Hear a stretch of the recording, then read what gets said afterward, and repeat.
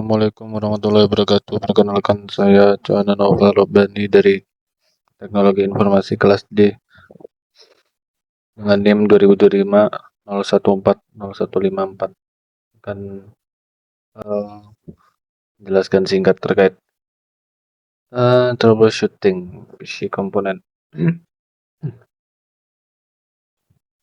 Langsung aja. Ada komponen internal dan eksternal. Komponen internal adalah bagian penting dari PC. Dalam casing berada dalam casing. Komponen ini meliputi motherboard dan CPU. Krusial bagi fungsionalitas dan keseluruhannya. Motherboard menghubungkan semua komponen internal, sementara CPU memproses instruksinya. Bertindak dengan otak sistem yang memungkinkan menjalankan tugas secara efektif. Terus eksternal perangkat yang terhubung ke PC tetapi terletak di luar casing adalah monitor, keyboard, mouse, dan printer, banyak lagi. Seperti itu.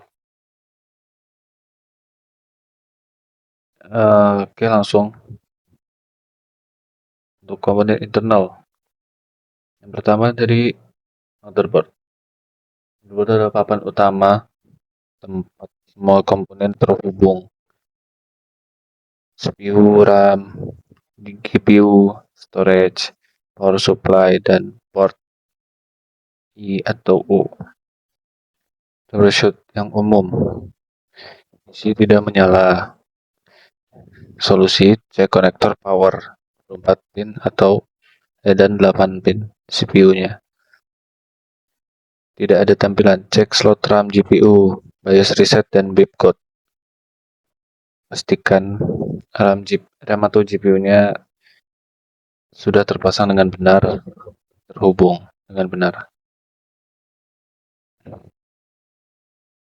Terus USB port mati, cek driver dan kerusakan fisik jalur. Ini yang bersifat fisik ya. Terus CPU menjalankan instruksi, melakukan kalkulasi, dan mengelola thread aplikasi. Troubleshoot yang umum, overheat, bisa jadi terlalu panas. Cek pasta thermal, heatsink longgar, atau fan tidak berputar, itu mesti dicek karena itu adalah cooling sistemnya. Atau PC restart sendiri, cek suhu, power delivery, dan thermal throttling. Ya, jadi kalau sudah pemakaian yang berat-berat dan lama, bisa dicek suhu dan power delivery-nya. Mungkin sudah terlalu berat pemakaian PC di waktu itu. Dan ada RAM, menyimpan data sementara untuk aplikasi yang sedang berjalan. Menentukan kemampuan multitasking dan kecepatan sistem. Troubleshoot yang umum, PC nyala tapi tidak tampil. RAM tidak terpasang dengan benar. Jadi harus pastikan RAM terpasang sampai dia benar-benar klek di motherboardnya. Blue screen, cek mode rusak dengan memtest 86. Ya, pokoknya itu saya juga nggak tahu. Lanjut, masih yang di internal, ada power supply, menjaga listrik stabil ke semua komponen 12 volt, 5 volt, atau 3.3 volt tergantung jenis power supply. Menentukan kestabilan dan keamanan sistem. Troubleshoot yang umum, PC mati sendiri atau reboot, power supply drop atau watt kurang. Ya, mungkin bisa jadi aliran listriknya kurang, atau emang sudah power supply-nya udah lama, terus tidak menyala sama sekali. Cek kabel power and tombol belakang PCO. Bisa jadi ini dari kabelnya, aliran kabelnya, mungkin kabelnya ada yang terputus di dalamnya atau ada yang salah colok mungkin. Terus storage, HDD, SSD, M2, NVMe, menyimpan OS, program, dan data pengguna. SSD memberikan kecepatan jauh lebih tinggi dibanding HDD. Troubleshooting umum, boot device not found. Bisa dicek kabel SATA-nya atau cek BIOS boot ordernya. Sistem lambat, cek HDD health, bad sector. Mungkin ini kalau udah kepenuhan atau ya kekurangan penyimpanan. Terus SSD tidak terbaca, cek slot M2, mode BIOS, SC atau PCIe. Terus ada GPU, graphic cards, mengelola tampilan visual, rendering game, editing, dan akselerasi grafis. Semua hal yang berbau grafis, keestetikan atau kebagusan grafik ada di graphic cards.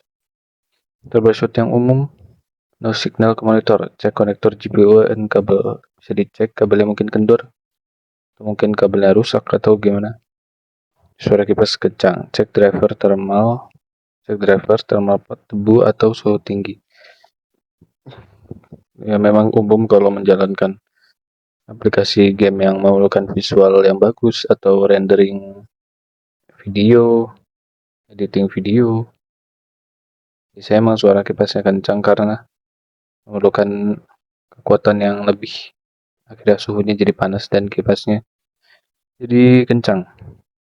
Lanjut, cooling system, ada fan, heatsink, dan liquid cooling. Ini seperti contohnya kipasnya. Fungsinya mengontrol suhu komponen agar tidak terjadi overheat. Terus sudah suara berisik, ban kotor atau rusak. Atau memang terlalu berat menjalankan aplikasi. Suhu tinggi, thermal kering, airflow buruk, radiator tersumbat debu. Jadi harus pastikan power supply-nya, graphic card-nya, kipasnya itu bersih semuanya ya. Karena debu juga bisa jadi menghalangi sirkulasi udara dari PC itu sendiri. Kemudian eksternal, monitor menampilkan output visual. No display, cek kabel, input salah, CPU tidak kirim sinyal. Jadi harus kabelnya benar dan terpasang dengan sesuai. Warna aneh kalau rusak atau panel bermasalah. Flicker, refresh rate atau error driver. Yaitu untuk keyboard, input text dan control system tidak responsif, port USB rusak, driver konflik. Jadi bisa pastikan port USB-nya tidak rusak, tombol error debu atau mechanical switch rusak. Bisa jadi karena kotor atau terselip sisa makanan. Kalau yang suka makan di sambil nonton atau gimana gitu, tidak mendeteksi, cek mode BIOS legacy. Sekarang mouse, navigasi dan klik, pointer loncat, sensor kotor atau permukaan buruk. Harus pastikan permukaannya datar dan bersih ya, tidak ada debu atau apa, itu bisa jadi sensornya ke trigger.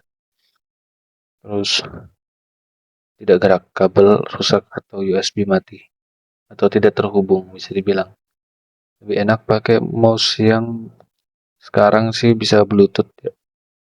Lebih enak dan lebih praktis. Dan masih ada printer dan scanner, cetak dan digitalisasi dokumen.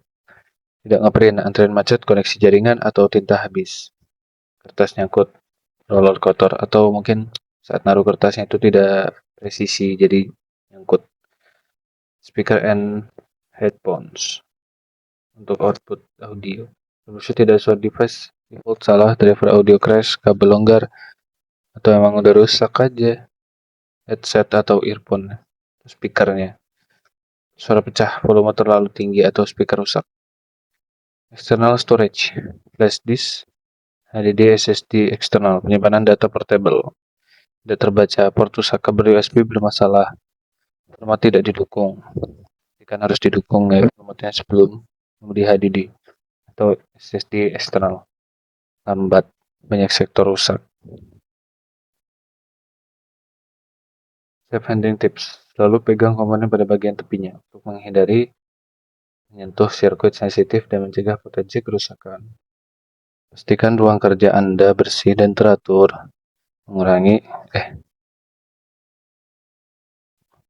mengurangi kemungkinan kehilangan komponen kecil. Ikuti guide-nya atau langkahnya. Selalu rujuk buku, petunjuk pabrik atau petunjuk penanganan dan pemasangan khusus. Pastikan prosedur aman dan efektif. Antistatik. Gunakan tali pergelangan tangan antistatis untuk melepaskan listrik statis sebelum memegang komponen. Meningkatkan risiko kerusakan akibat sengatan listrik. Siapkan semua peralatan yang diperlukan sebelum memulai, termasuk obeng dan tang, untuk memperlancar proses.